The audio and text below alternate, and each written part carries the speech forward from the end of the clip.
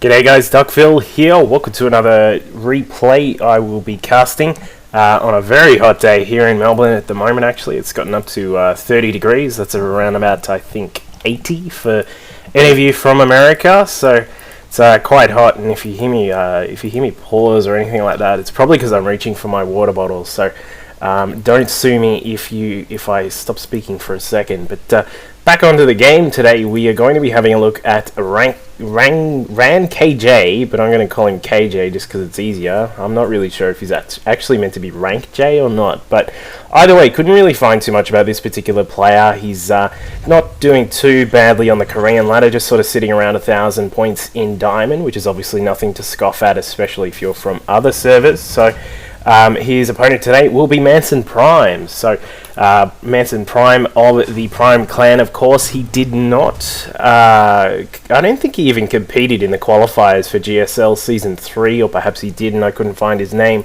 Either way, he didn't actually qualify, and you won't be seeing him in the GSL. Keeping in mind the GSL is actually starting tonight. That's tonight Australian time, obviously. If you're over in the States, I think it's like 5 in the morning for you guys, which must be really fun. And of course, anywhere else, make sure you tune in. GSL is a lot of fun, and you can get to see some cool stuff from the guys who play, and it is all really cool to see. So anyway, today this one is going to be a pretty, it's a reasonably quick game, just a shorter replay, but it is a lot of fun. And as you guys know, I am a fan of fun builds, I am a fan of crazy builds, so generally you can expect that sort of thing that I will be casting. Actually, just on the topic of casting, just recently some people have been posting about the sound quality, or the sound level and the actual quality of some of the videos, especially to do with brightness and gamma and all this sort of junk, has been a bit of an issue. Being the dutiful caster that I am, I have ran around in circles on the internet all of the weekend here, and I have done my best to actually fix up some of these issues. So number one, hopefully especially those two things will be fixed. And number two, I am actually using a little bit of a different encoding methods for the videos, so make sure if there are any difficulties or if there is any problems with it, make sure you let me know, and I'll keep working on it so we can have a great video stream going. Speaking of streams, actually, I'll be also streaming from now, generally during the day from around about sort of about 4 o'clock Korean time. I will be on my live stream at livestream.com/duckvillelol, so you can tune in there and see me raging at random people that I play against, and the team games and that sort of thing. Back onto the game we have at hand here. We have MansonPrime. Both players doing a very similar sort of build, although KJ's factory is out a little bit later. As you can see here, Manson has already got his done, and he's just moving it over here. He might be grabbing an upgrade, and we'll see what happens. And in fact, he's actually getting a starport as well. So probably going to be moving on to generic sort of build, perhaps into Banshees or something like that. We might see a tech lab come down. There we go, on the money today. And a second starport, in fact, as well. So we've got 2 starports from MansonPrime today, and he will be obviously doing something quite heavy with air, I would suspect, or perhaps just grabbing some initial defense for his own air superiority, I suppose you could say.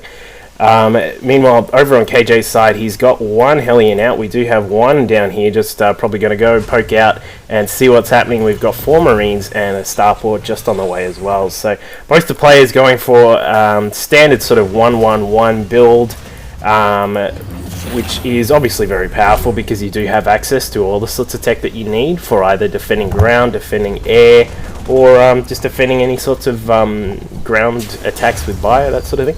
And in fact, Manson's he's obviously fended off this Hellion here, which tried to poke in at the front, but there was a bunker here.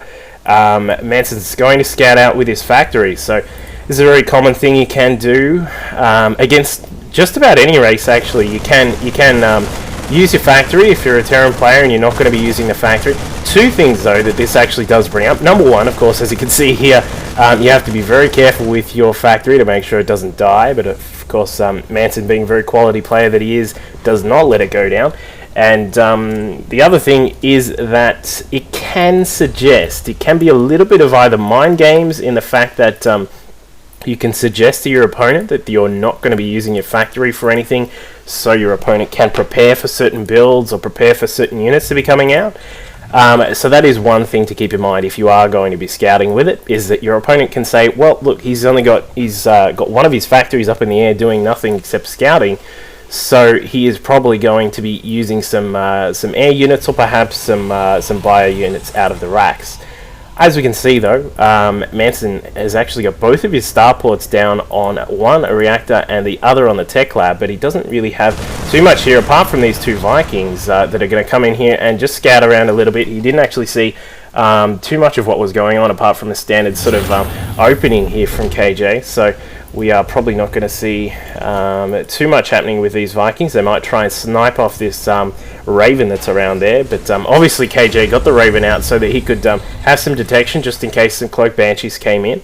And obviously from Manson's side of it, there is not going to be any of that. In fact, he's even got a turret in his own mineral line to make sure that KJ doesn't do any sort of fancy things here. And check that out, we've got a battle cruiser. We actually have a fusion core up in the corner here. Very, very quick battle cruisers here, of course. You don't really need to... you don't need to be super effective with with battle cruisers in terms of having like 10 of them to make sure that you're being useful. You can have one. You can have one out, bring one out, and actually use the advantage of the cliffs. As we can see here, the cliffs, battle cruiser sitting off the cliffs here will actually do a lot of damage if you don't take care of it with some Vikings. And in fact, we may see some Vikings pop out from KJ because he's got a reactor on this starport here, so I suspect we might see some. Either way, the battle cruiser is out. This big boy is going to come across here, and it's going to take some shots at the tanks and the Marines here. The Marines are going to go down pretty quickly. Obviously, since one of the more recent patches, battle cruisers actually did a lot more damage, so we probably would have seen these Marines get cleaned up a lot quicker, but the Marines have survived quite nicely here. There we go. He's using this edge of the map, edge of the cliff here, sorry, to take out the Marines from range, and obviously using the effectiveness of that to great extent there. And as we can see, the battle cruiser flying away on 29 health. So battle cruiser doing a great job actually, just depleting some of the Terran units that were here. And as we can see, KJ is madly pumping out some Vikings. As we can see from the map here, when we've got his vision selected, he had no idea that was coming at all because of very limited scouting that he got, given that there was a bunker at the front here which denied the Hellion. We've also got a Banshee here. 3 Vikings are going to take out one of the Vikings from KJ, and in fact the one of the Vikings from Manson goes down as well. This auto turret is doing a bit of damage here to this Banshee over on the side here, but now we have 2 battle cruisers.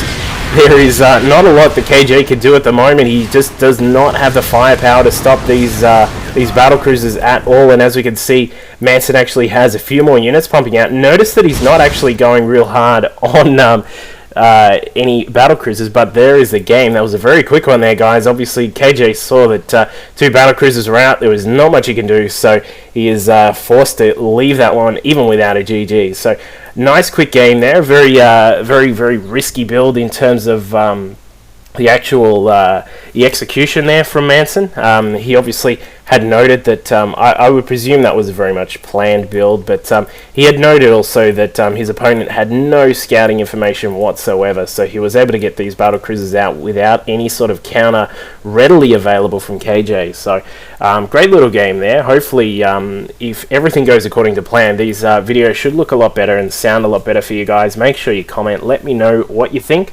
Let me know if you've tried this build before. I'm interested actually to see if anyone has tried this sort of build, whether it be on Lost Temple or any other maps, but I just want to know if it actually works from time to time. Obviously it's not going to get you 2 diamond from bronze every single game, but we'll see. So let me know how you go. Thanks very much for watching, guys. Cheers.